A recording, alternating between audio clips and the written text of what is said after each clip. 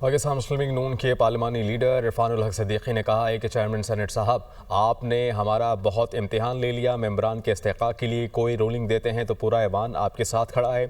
पाकिस्तान तहरीक इंसाफ के दोनों सेनेटर्स के प्रोटेक्शन ऑर्डर्स पर अमल होना चाहिए। उम्मीद है कि अब इस्तेहकाक कमेटी अब मामले को देखेगी। तारीख में 30 साल कैद काटने वाले गुजरे हैं। नवाज शरीफ ने 4 साल कैद काटी। कैदोबंद की सोबतें बर्दाश्त करना सियासतदानों का जेवर है।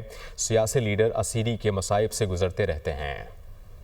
पाकिस्तान मुस्लिम लीग नून के पार्लिमानी लीडर इरफानुल हक सिद्दीकी ने कहा है कि चेयरमैन सेनेट साहब, आपने हमारा बहुत इम्तिहान ले लिया। मेंबरान के इस्तेहकाक के लिए कोई रूलिंग देते हैं तो पूरा ऐवान आपके साथ खड़ा है।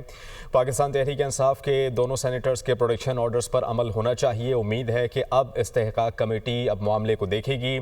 तारीख में 30 साल कैद काटने वाले गुजरे हैं। नवाज शरीफ ने 4 साल कैद काटी। कैदोबंद की सोबतें बर्दाश्त करना सियासतदानों का जेवर है। सियासी लीडर असीरी के मसाइब से गुजरते रहते हैं।